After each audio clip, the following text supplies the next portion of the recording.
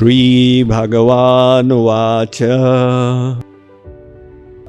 हन्त ते कथयिष्यामि दिव्याह्यात्मविभूतयः प्राधान्यतः कुरु श्रेष्ठ नास्त्यन्तो विस्तरस्य मे. Translation. The Lord spoke.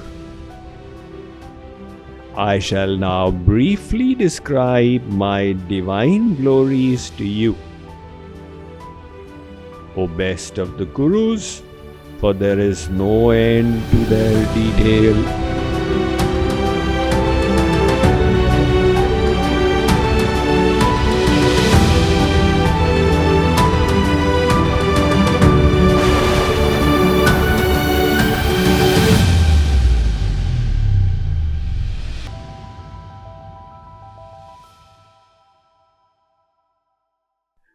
So Vibhuti, the word Vibhuti, in the Amar Kosh, it stands for Bhuti and Aishwarya, power and opulence. So the ancient dictionary of Sanskrit is the Amar Kosh, and it defines Vibhuti as Bhuti and Aishwaryam, power and opulence.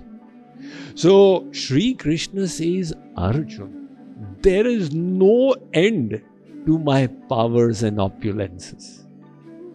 God is Anantanant, infinitely infinite. The word infinite just falls insufficient in describing his limitlessness. Nevertheless, saints and scriptures have tried in various ways.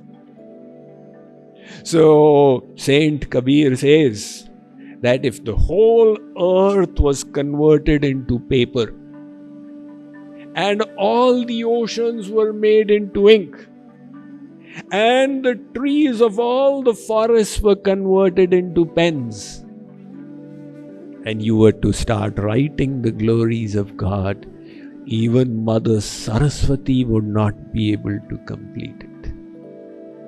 Now the Greeks, Homer, he said that if there were 1,000 musicians with 1,000 stringed instruments each, and they tried for 1,000 years, they would not complete the narration of God's glories.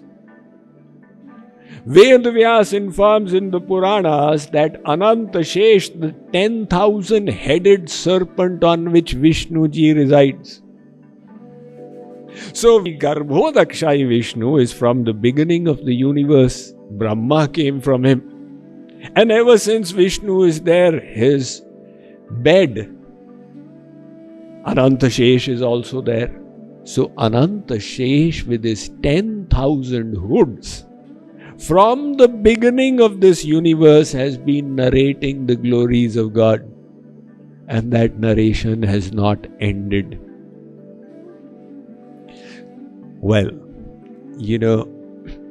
we could go on discussing God's limitlessness.